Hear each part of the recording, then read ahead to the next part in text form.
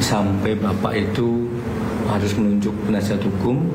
Apa karena Bapak merasa ini ada sesuatu yang tidak wajar, maka kami harus menunjuk penasihat hukum untuk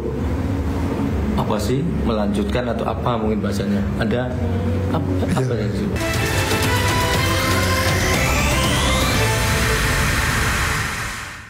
Ya, terima kasih Juno. Saat ini pemirsa, saya sudah bersama Bapak Subaryono, ya Pak, dan juga kuasa hukumnya Bapak Dwi Librianto ya. Siap.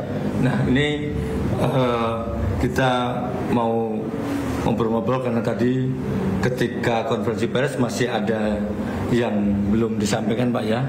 Dan ini akan disampaikan secara eksklusif ini bersama saya Pak Subaryono. Sebetulnya apa sih Pak dari kenapa Pak tadi kami lihat, kami pantau Bapak emosionalnya sangat tinggi. Kami paham bahwa memang duka itu sangat mendalam ya Bapak. Tapi ada yang lebih dari sekedar itu. Sebetulnya bisa ceritakan seperti apa Pak? Ya, karena kami itu hubungan batin yang sangat dekat dengan anak saya, Arya dari Payangunan, yang tadi sudah saya sampaikan bagaimana ibunya itu harus berjuang untuk bisa melahirkannya, dan kami berjuang dari nol untuk kemudian membina keluarga yang kemudian kami merasa bersyukur baru bisa menyelesaikan pendidikannya dengan baik, meskipun kemudian tidak langsung mendapatkan pekerjaan yang baik, tapi kami bangga karena dia merintis mulai bekerja sebagai kantor bahasa Inggris. Meskipun dia bukan dari jurusan bahasa Inggris, dia hanya karena kemampuan yang otodidak karena dulu pernah di situ. Dan dia menikah, dia tidak mau mengganggu orang tuanya, dia ingin mandiri untuk itu, sehingga dia berani kemudian memutuskan untuk bekerja di Myanmar sebagai local staff, meninggalkan istrinya yang sedang hamil dan ada kesulitan kehamilan. Jadi pada waktu itu juga ada pro kontra, kenapa sih kok tega-teganya meninggalkan itu? Tapi karena sebagai orang keluarga, ya ini memang suatu pilihan. Dan karena kami orang tua masih sanggup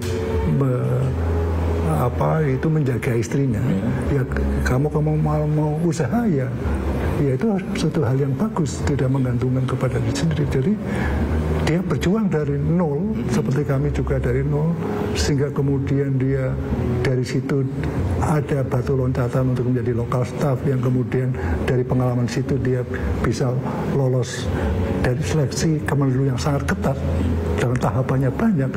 Itu kan suatu kebanggaan bahwa untuk itu, sehingga kemudian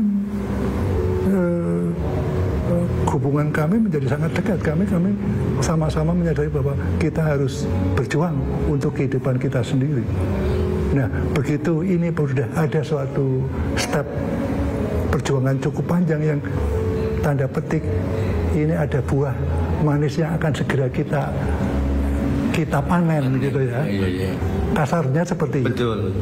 Dan begitu dulu yang saya tadi ceritakan bagaimana dia harus bekerja di lembaga bahasa Inggris. Kemudian dia di PWNI yang kemudian juga harus bekerja di lapangan, di segala macam dengan waktu yang sangat bervariasi karena harus melayani itu. Nah, sekarang kan menjadi diplomat yang kemudian jam kerjanya relatif menjadi lebih teratur, di kehidupan keluarga yang lebih normal untuk itu, tapi tiba-tiba kemudian harus musnah. Itulah yang kemudian menjadi suatu pukulan besar, tidak hanya bagi saya, tapi bagi ibunya, bagi istrinya, karena kami keluarga yang sangat dekat, saling berkomunikasi selalu di dalam kehidupan itu. Itu yang kemudian kalau ditanya mengapa begitu emosi saya agak terkuras sampai kemudian juga terpuruk hampir lebih dari 1 bulan untuk bisa kemudian bangkit seperti ini. Pak, tadi ada sempat yang saya ingin tanya lagi. Iya. Ini adalah satu-satunya hasil perjuangan si anak satu-satunya Iya. hasil perjuangan. Iya, iya.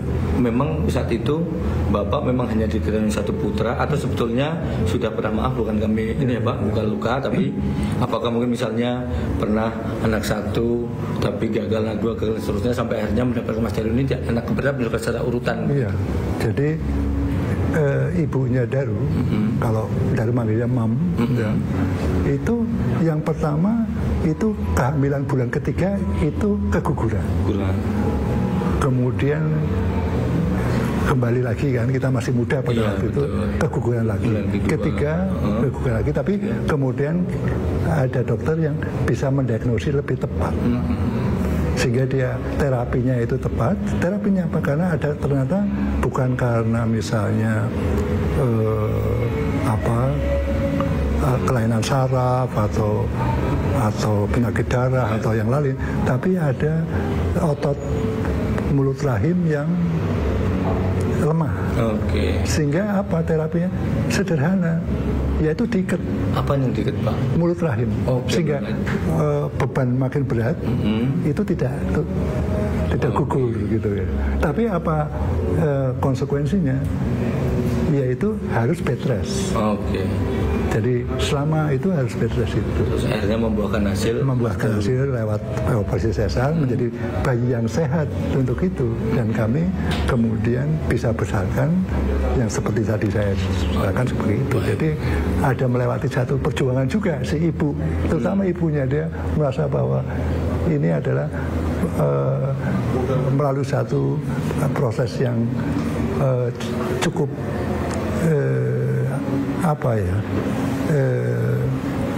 melelahkan, bisa dikatakan seperti itu, karena dia harus tinggal di situ, tidak bisa beraktivitas dengan bebas seperti ibu hamil yang sehat yang lain gitu. Jadi si ibu itu betul-betul merasakan bagaimana sulitnya pada waktu itu, hingga kemudian kedekatannya menjadi lain kan. Ya, tapi kemudian yang saya sampaikan tadi, tapi kita bersyukur Daru tidak manja gitu. Tidak kemudian dia apa-apa harus dilayani oleh orang tuanya, tidak seperti itu. Pak, berarti kalau sekarang Pak ini di awal perjuangannya sangat berat ya, sampai tadi apa yang diikat sebagai, terus sekarang sudah menjadi kebanggaan dan satu-satunya, terus tiba-tiba seperti ini. Si ibu itu bagaimana Pak terpukulnya? Iya, jelas menangis pun susah. Kadang-kadang menangis, dan kami bergantian. Kadang-kadang saya yang drop menangis, istri saya yang menguatkan. Satu saat dia, suatu saat dua-duanya. Kita hanya bisa berangkulan seperti itu. Itu yang kami. Tapi kami ya dengan keyakinan kami bahwa itu segala sesuatu adalah kehendak Allah. Jadi kita akan kembalikan ke situ. Jadi kita harus kuat, Tapi kita tetap juga menyadari bahwa mengobati diri sendiri baik, tetapi kalau ingin cepat mungkin bantuan dari pihak lain menjadi perlu, seperti kita ke dokter atau apa gitu kan. Tapi kita belum ke psikolog belum. Kalau ke dokter ya, karena yang saya ceritakan ibu itu, jadi saya rutin ke dokter untuk kontrol yang ini. Dan kami akhirnya juga ada salah dokter di penyakitnya itu. Akhirnya istri saya juga cerita tentang kondisi yang menimpa keluarga kami itu. Jadi dokter itu juga empati bahwa ini ternyata ibu ini tidak hanya kemudian merasakan sakit fisik yang itu, tapi juga ada tambahan beban psikis. Baik Pak, saya kebentarnya Pak, kalau kan putra almarhum kan ada yang kecil-kecil ya. Nah itu dengan ayahnya sudah meninggal, apakah dua-duanya sudah sadar mengetahui atau masih ada yang mungkin menunggu karena tidak tahu kan? Saya tadi sampaikan sudah dipersiapkan untuk sampai ke Finlandia, tapi akhirnya kan batal nih. Betul. Itu yang gede itu pada waktu itu dia itu malah belum menang pada waktu itu bisa saya ceritakan? Boleh, saja Pak. Jadi pada tanggal 8 pagi ya, yang pada waktu kemudian ada kabar bahwa Arya Daru meninggal, itu Pita istrinya Daru dan 2 anaknya itu diantar kakaknya Pita, Mas Rosi itu datang ke rumah kami. Baik. Ketika itu kemudian Pita itu seperti kayak blank nah situ. Terus anaknya yang gede perempuan, dia hanya diam, pegangan ibunya ada. Tapi kemudian, tapi kok si yang kecil, kami manggilnya Ai, dia seperti menahan kesedihan atau apa. Terus kita peluk sama Ayang Mam, Ayang putrinya, Ayang Mam. Kenapa Ai? Bilang nangis begitu. Nah, kemudian si Pita ke ibu, ke mamnya, Mas Daru meninggal. Kami menangis semua. Kami berulang-ulang menangis seperti itu. Itu pertama kali kami mendengar itu. Jadi anak-anak itu mendengar kematian bapaknya ya dari ibunya itu. Nah, setelah itu kemudian ada yang mengarrange, sudah bertiga ke Jakarta pakai pesawat siang itu bisa ke sana. Jadi kemudian saya dengar mereka di sana sudah ada yang mengatur ya, dari kan saudara juga ada, dari Kemenlu juga ada yang membantu itu. Jadi kalau ditanya tentang bagaimana anak-anak, ya sudah tahu pada hari itu. Nah kemudian mereka, saya juga dapat cerita saja, diinapkan di satu hotel yang kemudian ini kan jenazah semalaman dilakukan otopsi. Ya. Nah hari berikutnya yang dibawa ke Jogja. Ya itulah yang kemudian saya juga diceritakan oleh dapat cerita kalau mereka sangat dekat berempat itu. Jadi pada waktu iring-iringan jenazah dengan beberapa mobil itu yang ada patwal di sana, itu suatu saat kan perlu berhenti untuk istirahat dan makan dan sebagainya. Si anak-anak itu ingin makan bareng papa. Jadi mereka ke mobil ambulans jenazah itu makan bertiga, ibunya dan anaknya 2 di depan itu. Sebegitunya mereka sayangnya kepada papanya dan mereka merasa bangga terhadap papanya. Itu yang bisa. Ada nggak Pak si anak-anak ini sekarang terus bertanya mungkin sama Bapak sebagai kakeknya Eyang ya, manggilnya ya, mungkin Eyang. Ini kok katanya mau ke mana, misal keluar negeri, kok sampai sekarang nggak jadi, ini apa kemana gitu, pernah sempat kayak gitu nggak? Ada yang besar. Yang aku kok di PHP papa. PHP apa itu? Iya, di harapan palsu. Nah, terus istri saya enggak, ini kan papa bukannya PHP. Papa itu menceritakan kalau ini kan semua udah mau berangkat, jadi kamu nanti di sana, sekolahnya di sini, kita tinggal di apartemen. Jadi kita bisa bertemu setiap hari di rumah. Kan sementara ini kan bapaknya di Jakarta, mereka sekolah di Jogja karena pertimbangan macam-macam pada waktu itu ya. Nah besok kita akan sama-sama lagi, kemudian kita akan tinggal di apartemen, kamu akan punya kamar sendiri dan sebagainya. Dia merasakan itu. Jadi aku di PHP papa. Sampai segitunya ya. Terus maka ditanya itu bukan, ini kan udah Allah yang kamu, papa itu tidak meng-PHP, itu memang sudah direncanakan dulu seperti itu, tapi kemudian Allah berkehendak lain. Begitu. Baik, ya. Pak, dengan ini tadi sudah Bapak menunjuk penasihat hukum dari keluarga. Sebetulnya apa sih Pak yang Bapak menyemangati sampai Bapak itu harus menunjuk penasihat hukum? Apa karena Bapak merasa ini ada sesuatu yang tidak wajar, maka kami harus menunjuk penasihat hukum untuk melanjutkan atau apa mungkin bahasanya. Ada apa ya sih Pak? Ya kami karena saya hanya berpikir apakah sesimpel itu. Ya. Gitu. Jadi apakah bukti-bukti yang ada itu sudah benar-benar yakin bisa dipakai untuk mendapatkan kesimpulan yang seperti itu. Apakah tidak ada alternatif lain selain itu? Kami yang mendapatkan pendidikan tinggi itu kan ada pelajaran namanya adalah metodologi research. Jadi saya kalau ada sesuatu itu dari sisi ilmu pengetahuan itu segala sesuatu itu tidak langsung bisa harus dipercayai. Ilmuwan itu skeptis itu tidak berarti menghina tapi aku nggak yakin. Tolong aku diberi keyakinan bahwa apa yang kamu simpulkan itu benar. Buktinya itu apa? Apakah nggak ada kemungkinan lain selain itu? Kalau itu benar dan dibuktikan dengan yang saya sebut pendekatannya, benar nggak pendekatan itu?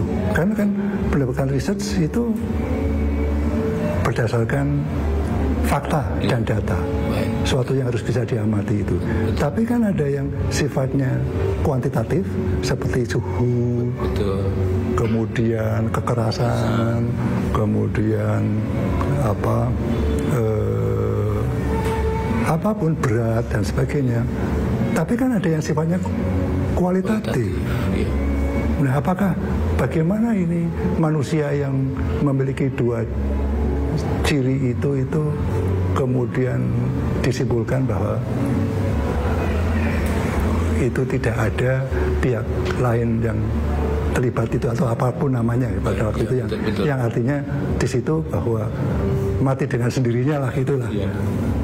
Mati bunuh diri lah mungkin ya bahasa saya tidak bisa ke arah ke sana tapi kok ini kalau sendirinya kan nggak ada pihak lain ya itu kemudian apapun namanya kan betul. Nah, ini saya menjadi skeptik artinya harus ada suatu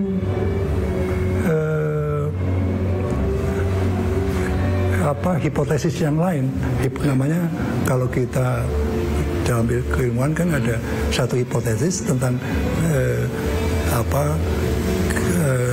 apa yang terjadi sebelumnya, tapi bisa kemudian ditantang oleh hipotesis yang lain. Oke, betul.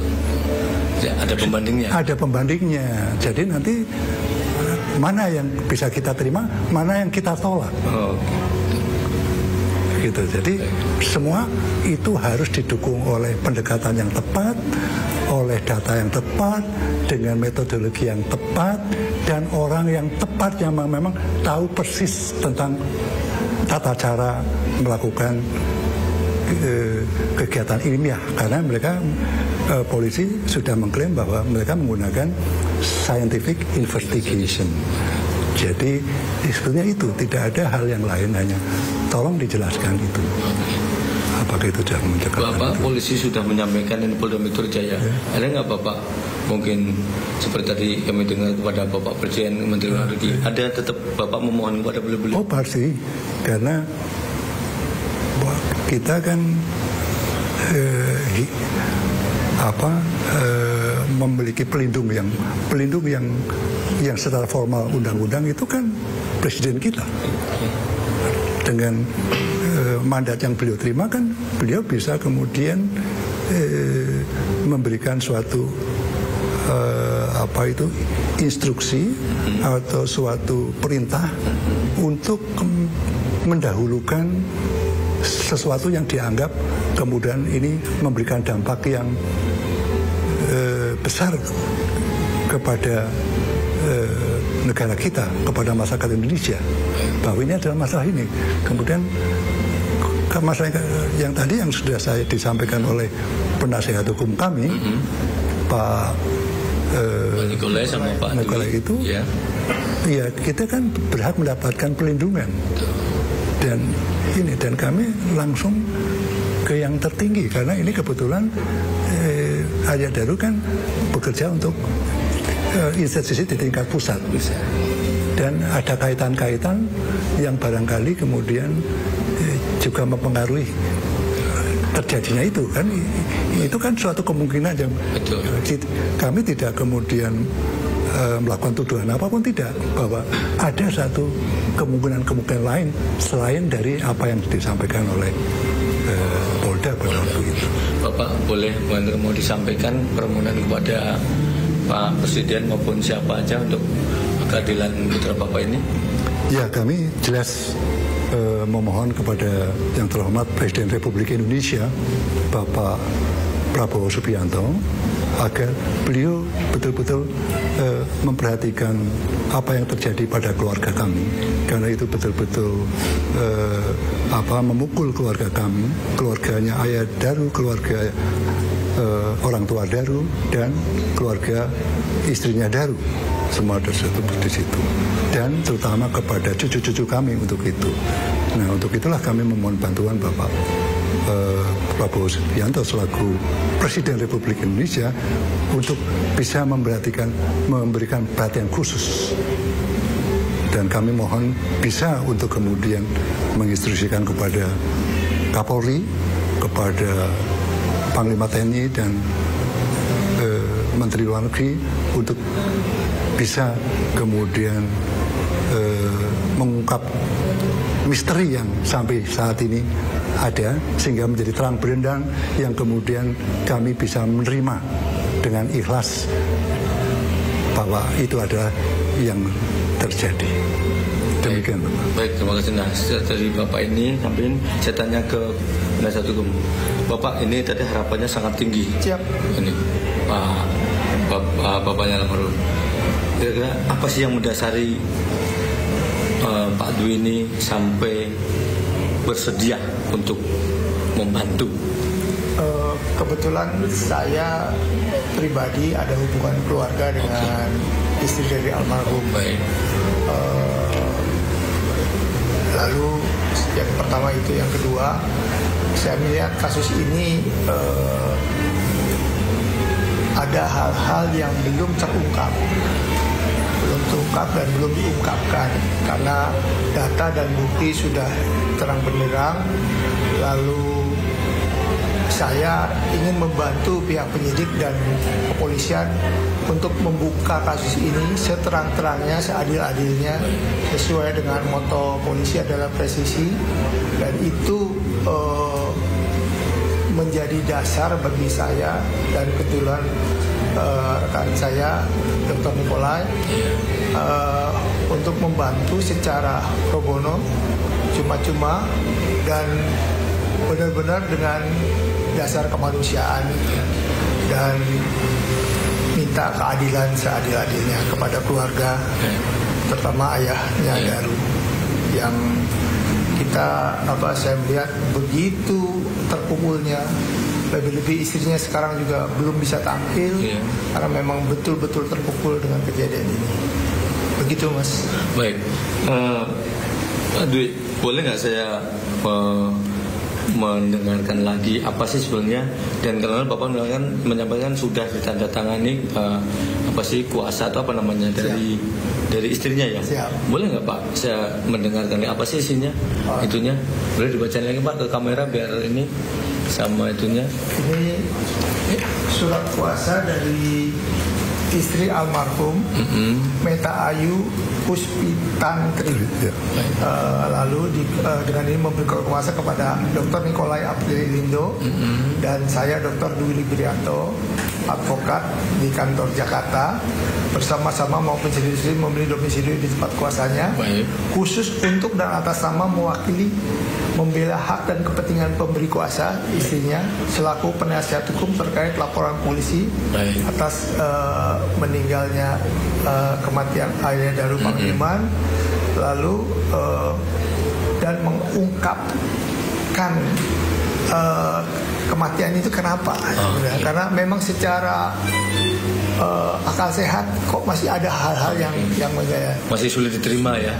Kami akan berusaha membantu pihak kepolisian untuk membuka seterang-terangnya kasus ini dan seadil-adilnya. Itu aja.